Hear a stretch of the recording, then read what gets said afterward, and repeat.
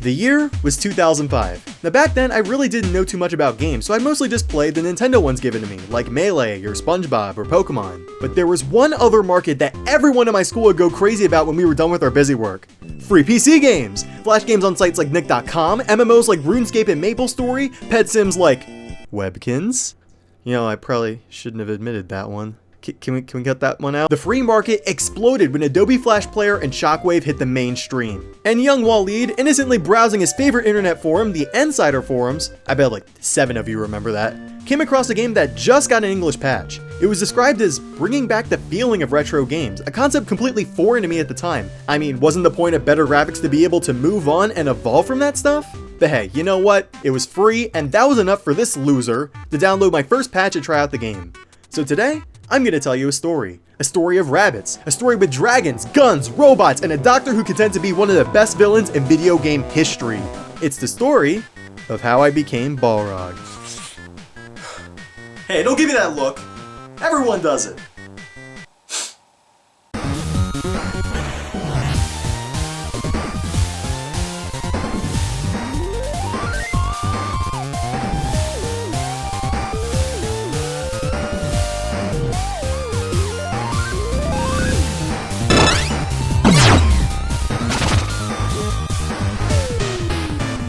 Hey everyone, and welcome to Balrog's Game Room, where today we're going to be talking about the game that made me who I am. A game where you run around and shoot things and do things for people who in return will give you more weapons so you can shoot more things. But if I left it at that, everyone would kill me. And that's not all. You see, there's something I gotta admit. I'm not worthy of the name Balrog. And I'm not worthy because I've never gotten the best ending of Cave Story. I've tried and tried and tried for over a decade, but man, that last level is just a freaking nightmare. So today, for the first time in ages, I'm gonna try to redeem myself. And if I fail, I'm gonna have to call myself something else like Bob, or Starman, or Lamp. Okay, now I'm just naming things off the wall. Let's get this started.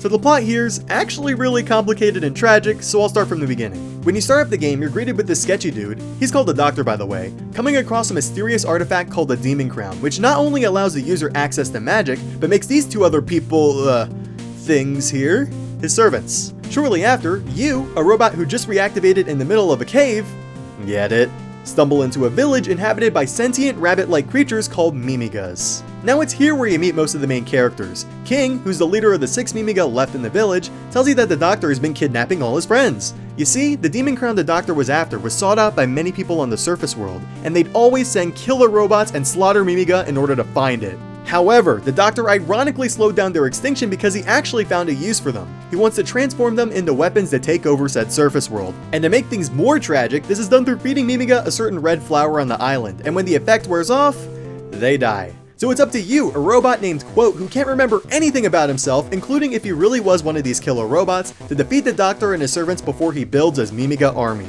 But we're not done yet. The Doctor was originally part of a research team on the island, but betrayed them all when he found the Demon Crown, and all the other members either went into hiding, got trapped, or got turned into Mimiga. One of the latter is Sue. She recently started living in Mimiga Village, but of course she resents everyone there because she hates being a Mimiga. And hey, I wouldn't blame her.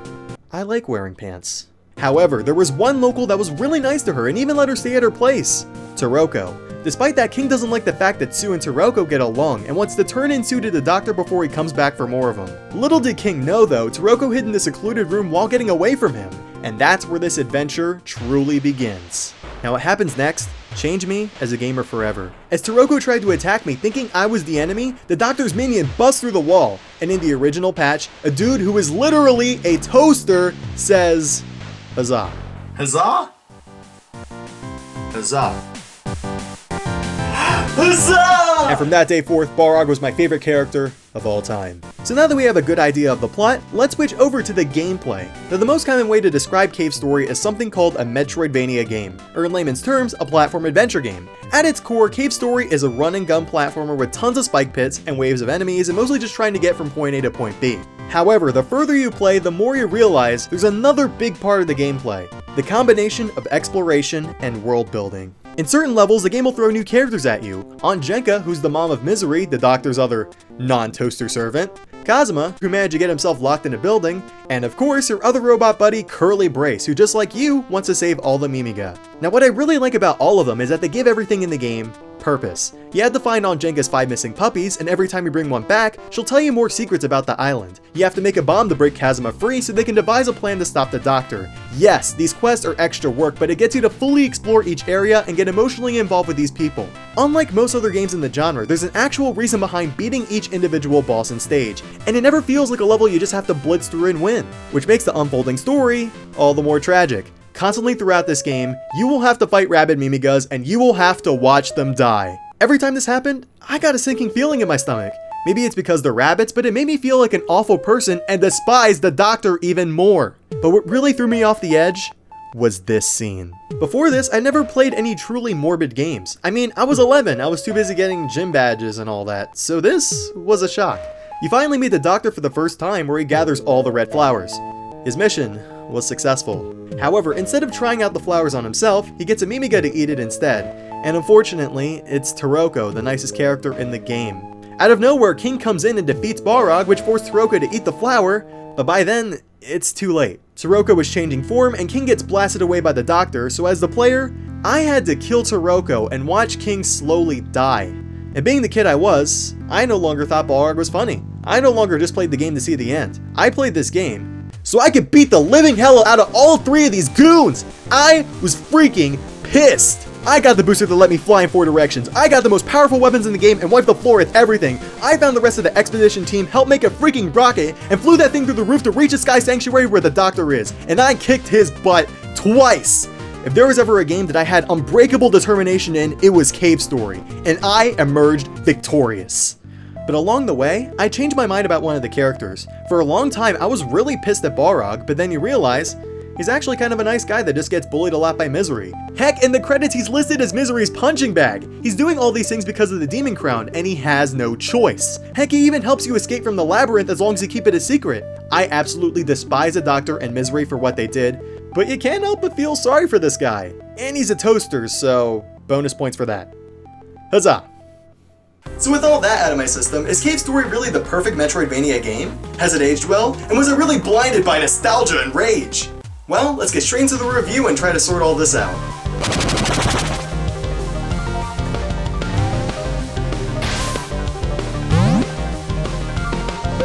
First up is gameplay, and oh man, does Cave Story nail the mechanics. At first your character does seem kind of floaty, but once you get used to your jump arcs, you'll have near perfect control over your character. To make things even more fun, the weapons in this game rank as some of the best in the genre. Spinning blades with a residual image of King at the max level. Oh god, I miss him. Laser beams, super missiles, and ducks. No, really, there's rubber ducks. Not only is the level design versatile enough to use almost any of them, but you can shoot in all 4 directions and level them up with these little triangle thingies you find on the ground. However, even though health is pretty abundant in this game, if you get hit too many times your weapons will level down, and in many cases it'll leave you defenseless, so you learn pretty quickly to be careful. But what I enjoy about the game the most is how much you can grow skill-wise as a player. If you want to get good at Cave Story, you can get really freaking amazing at Cave Story if you know what you're doing. And dashing all over the freaking place shooting beams in every direction is just a blast to do.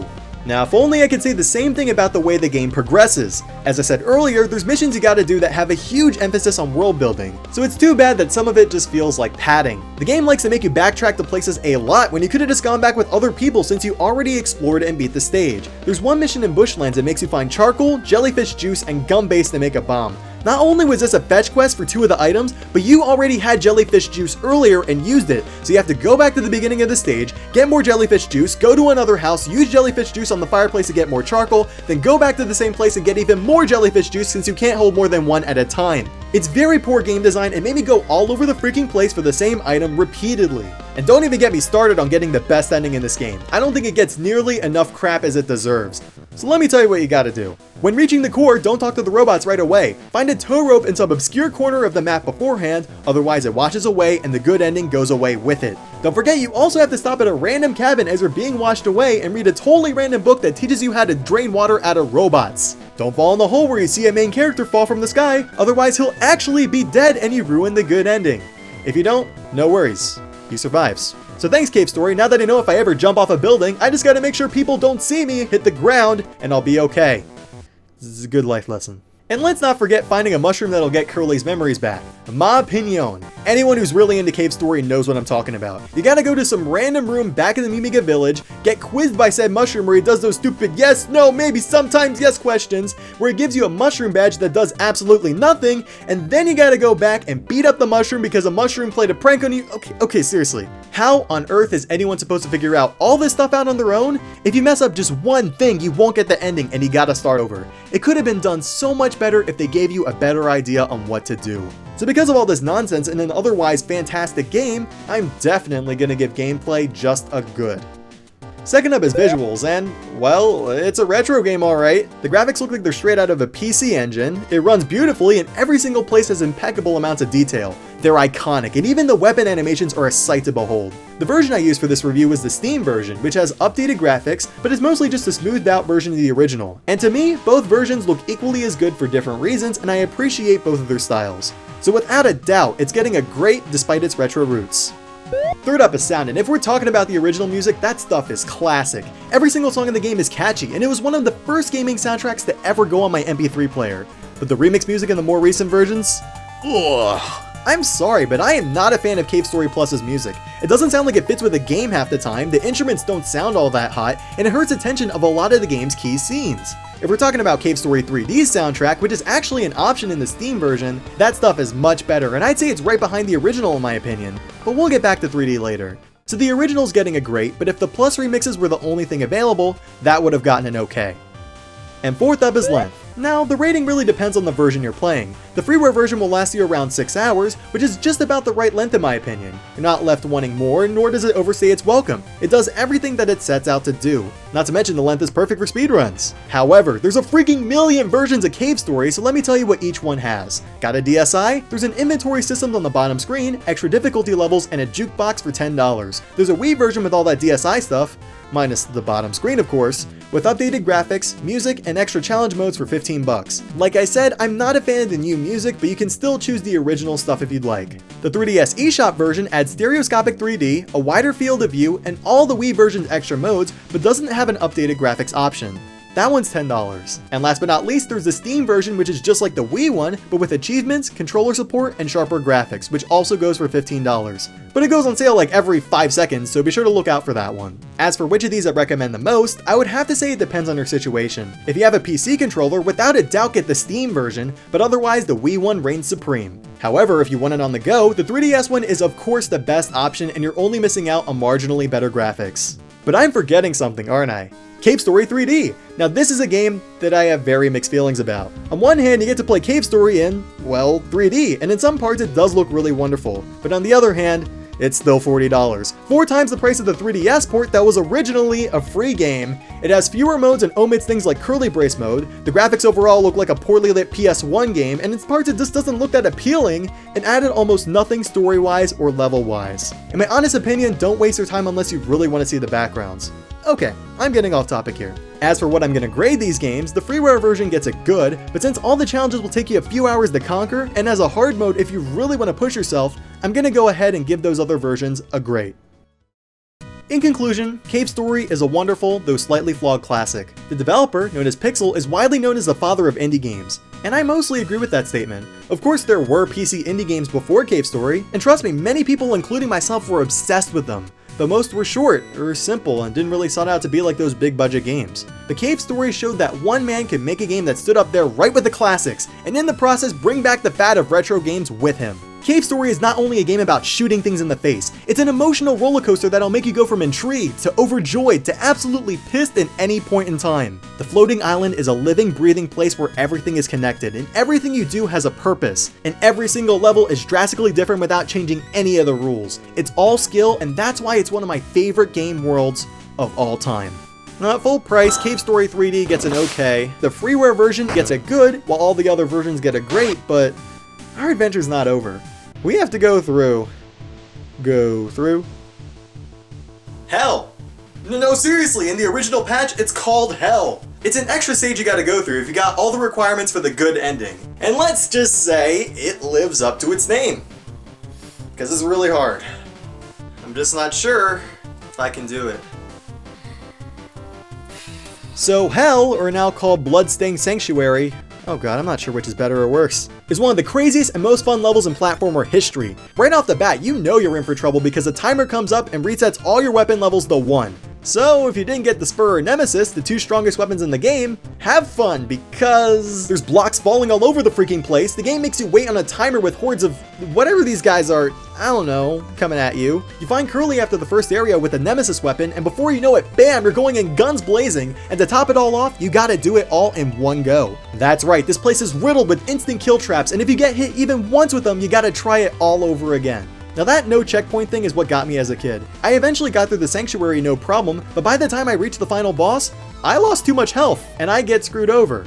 But what is this final boss, and what does it have to do with the story? So remember that Anjenka I talked about earlier? Well, she had an older brother named Balos who was a very powerful and respected wizard by humans. However, the king at the time was jealous of him and had Balos imprisoned and tortured until he snapped and destroyed the entire kingdom. But instead of killing Balos, Jenka locked him up on the floating island, and Misery, being an idiot, seeked more power and wanted some of his in the form of the demon crown. And go figure, it backfired and ended up becoming the servant of whoever possessed it. To make this even more morbid, the demon crown will keep being remade until Balos is killed, so obviously you gotta go and destroy the guy. And that day is today. It's been 10 years, Balos, and it's time to put you down for good. Phase 1. Balos charges at you all over the map and you have to keep jumping over him and shooting him. Phase 2. Balos comes from the sky as a huge ball thingy and tries to jump on you and brings his horde of green devils along with him. But if you shoot his eyes, you'll kill him in a matter of seconds. And the final stage, Phase 3. Balos will make up for his lost eyesight and spawn 8 eyeballs circling around him, where he'll then scroll all over the stage while dropping skulls on you. When all of them are shut, Balos will reopen 4 of them, spikes will come out of the ground, hordes of these cherub guys will surround you, and you must board the platforms to the center and deliver one final blow. Huzzah, good, person. Oh man, that was a close one.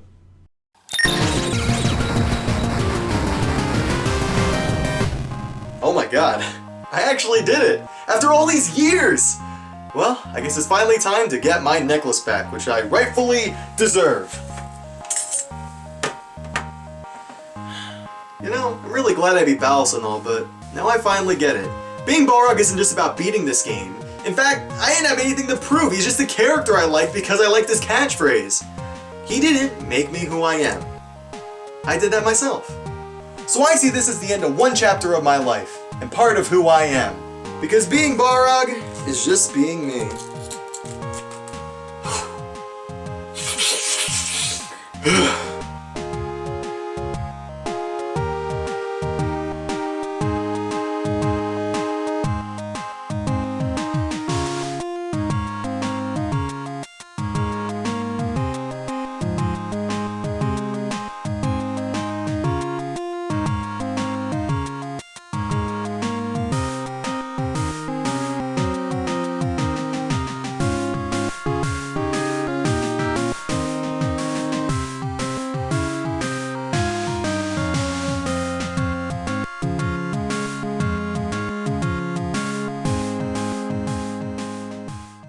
Finding new hidden games can be an adventure. Go explore, look up new games, search new things to try, and maybe you can truly find something that'll leave a solid experience where you weren't expecting it.